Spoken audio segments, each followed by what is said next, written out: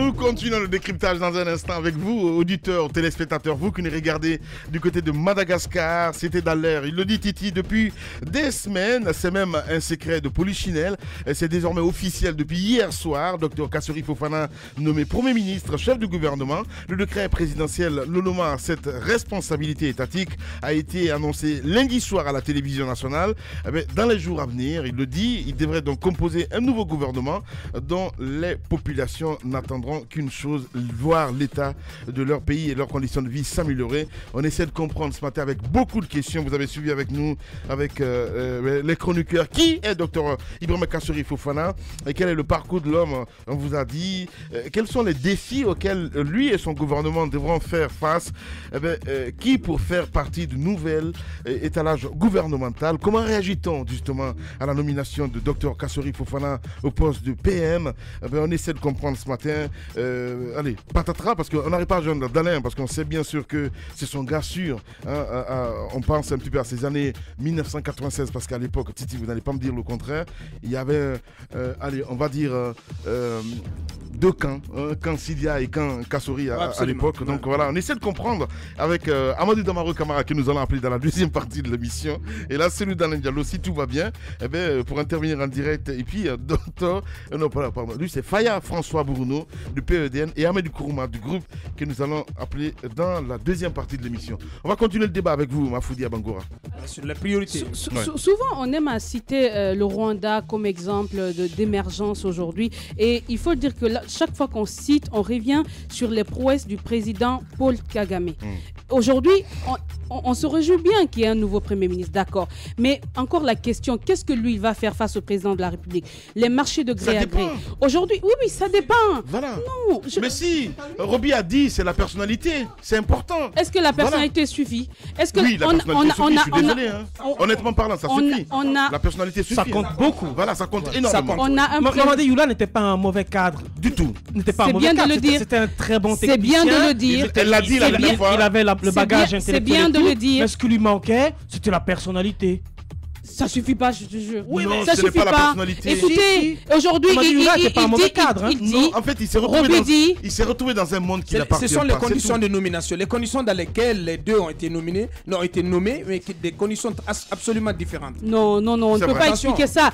Non, ce sont des cadres qui pouvaient quand même mener un gouvernement s'ils ont eu des difficultés. Les difficultés, on a dit tout au long de la saison. C'était au niveau du chef de l'État qui ne voulait laisser personne faire. Quand on prend les marchés de gré à gré, quand on prend les licences qui se retrouvent au niveau de la présidence, quand on prend les ministres qui n'ont pas de pouvoir face aux ministres d'État au niveau de la présidence, tout ce problème, est-ce que Kassory va pouvoir finir avec tout ceci? Moi, je pense qu'il est important qu'on se focalise sur ce que Alpha Condé est prêt à donner à cette nation pour les 2 ans. Sinon, le reste, ce serait se réjouir aujourd'hui, être déçu demain. Parce que la volonté, moi, j'insiste beaucoup sur la volonté. Il ne s'agit pas de donner un Premier ministre qui est apprécié par beaucoup de gens aux Guinéens. Ce qu'il faut donner aujourd'hui, c'est un ministre à côté d'un président.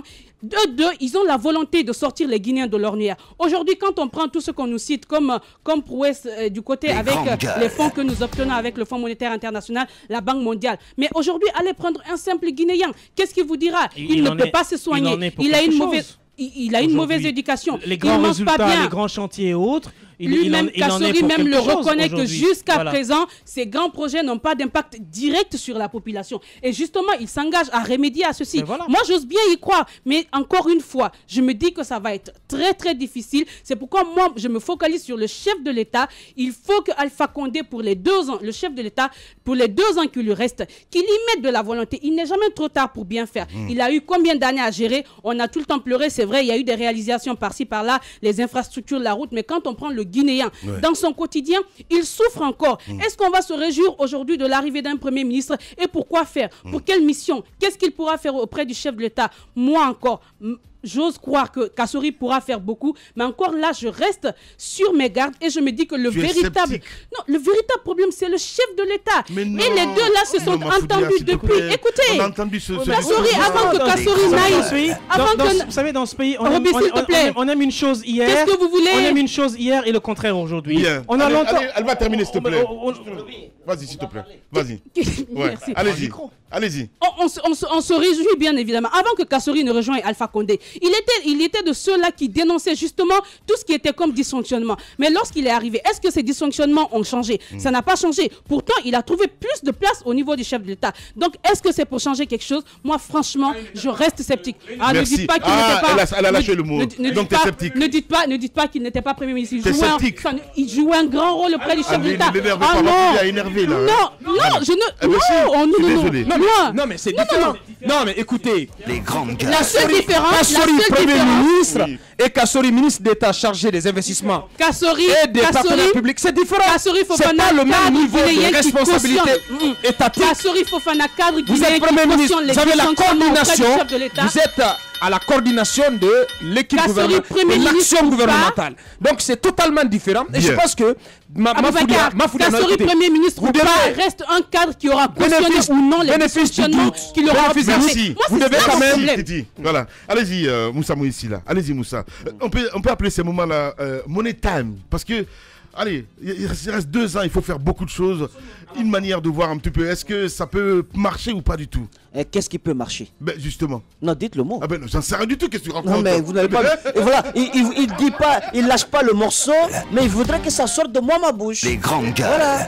Mais je comprends ce que vous voulez dire. Ouais, mais... C'est-à-dire qu'on a fait tellement de projets en même temps. Amaria, Soit Petit, il y a les usines des rizeries qui sont en construction, il y a des barrages. Et puis, vous avez ces dates... Qui sont annoncées. Oui, qui sont en construction. Parce qu'il y a quand même des rizeries qui ont commencé à être montées. Alors, il y a donc ces différents projets. Et quand vous calculez le timing, vous voyez que ça tombe, la majorité tombe sur 2020. Donc, ça laisse planer beaucoup de questions. Mais moi, en attendant, je ne veux pas me focaliser sur ça. Oui. Je vais me focaliser sur le présent. Dr Kassori, on a eu la chance, père son âme, Michel Tolno et moi, d'être à Washington, chez lui. En ce moment, c'était les coups de poing qu'il donnait en 2014. Voilà, il donnait les coups de poing au gouvernement Alpha Condé. En ce moment, il n'était pas du tout tendre avec le président. Et un peu, il expliquait comment il a fait, après avoir été débarqué du gouvernement, du régime Condé, comment il a fait pour se recycler. Il allait à l'apprentissage. Il allait à l'école de la connaissance. C'est un courage. Pour beaucoup de cadres, lorsqu'ils sont plus faits ministres, eh bien, ils s'abandonnent à eux-mêmes, ils se lancent dans d'autres activités. Mais il allait apprendre mieux. Je pense que la question véritable, ce n'est pas est-ce qu'il a de l'expérience, c'est est-ce que le président laissera le Premier ministre travailler. Parce qu'il le faut. Le fait pour lui d'avoir choisi l'homme ne suffit pas. Il faudrait qu'on le dise clairement. Quelle que soit la volonté du PM qui viendra, quel que soit son bagage intellectuel, et on sait que Kassori, il a de la poigne, on sait qu'il a du caractère, mais il faudrait également un peu de flexibilité de la part du chef de l'État. Son omniprésence ne peut pas permettre à Kassori d'agir. Et si on le laisse agir, qu'on le laisse nettoyer.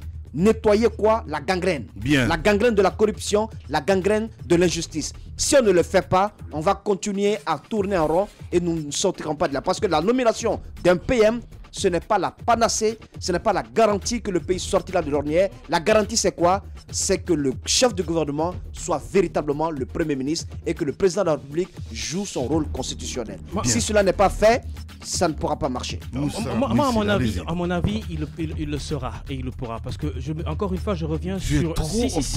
encore une fois, je reviens sur le caractère et la nature même de l'homme. On ne va pas rentrer dans beaucoup de considérations ni beaucoup de détails. Restons sur ce que nous voyons. Moi, ce que je voudrais dire... Sur ce que tu vois. Ouais, ce que nous voyons, parce que nous avons tous les yeux pour voir. Et même toi.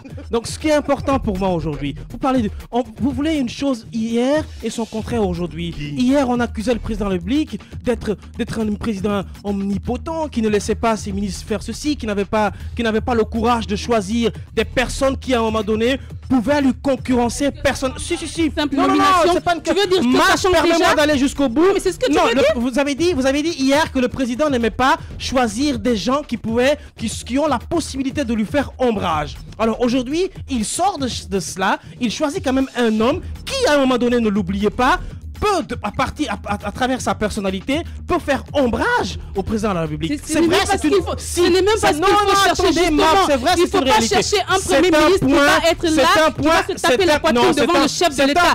On cherche des cadres compétents. Et Mamadou, là, par exemple, était un cadre compétent. Pourquoi il n'a pas réussi? Il faut se poser la bonne question. Parce qu'il n'avait pas la personnalité. Non, parce que... Attendez, permettez-moi... Je ne comprends pas.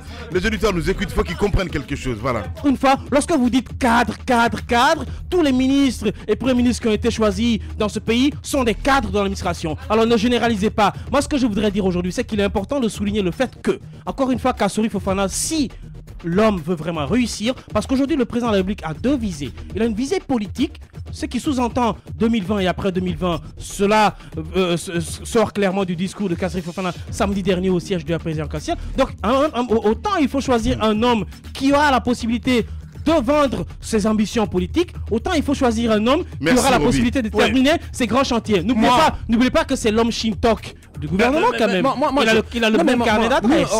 Honnêtement, mais Mafoudia, qui nous rebâche les oreilles, mais depuis vendredi, à dire que Yula est compétent. Non mais attendez quand même, mais de quelle compétence de quelle compétence mon œil, quelle compétence, alors que le monsieur est resté totalement à fond, totalement discret. Et pour ne pas dire dans le roues du professeur Alpha Condé, mais complètement inexistant, un premier ministre inexistant. On dit la possibilité de... Vous parlez d'un premier ministre compétent. L'un des rôles constitutionnels du premier ministre, c'est la promotion du dialogue social. Qu'est-ce qu'il a fait sur ce plan-là? Il a été complètement inexistant. Alors j'ai dit, le président l'applique en prenant, je mesure encore mes mots, le risque de nommer un Kassory qui a une personnalité haute en couleur, c'est qu'il sait qu'il va devoir composer avec ce dernier, ça va même peut-être être une sorte de cohabitation. Bien. Deuxièmement, pour que je suis d'accord avec Moussa et Mafoudia, là où je les rejoins, c'est que le président doit laisser la latitude et les coups de franche à Kassory de pouvoir conduire, comme cela est indiqué constitutionnellement, l'action gouvernementale. Bien. Le premier signal qu'il peut nous donner, c'est dans la composition, à travers la composition du nouveau gouvernement. Il faut que Alpha Condé permette à Kassory de se choisir ses collaborateurs avec qui il va devoir travailler. Bien, le temps d'une pause, mesdames et messieurs. Voilà. Écoutez, vous continuez les grandes gueules, on revient dans 10 minutes. Véritable success story de la radio Espace Guinée, les grandes gueules, détentrices des meilleurs scores radio en Guinée, de la meilleure émission talk show, a donné le créneau horaire du départ au bureau et du retour à la maison, récoltant depuis des années consécutives le titre d'émission la plus écoutée en Guinée, toutes catégories confondues. Un grand total de plus de 5 millions d'auditeurs ont été fidèles au talk show Les GG, diffusé jour après jour sur toutes les stations du réseau Adafo Média de 9h à 10h30, un exploit qui restera longtemps dans les annales de la bande FM en Guinée.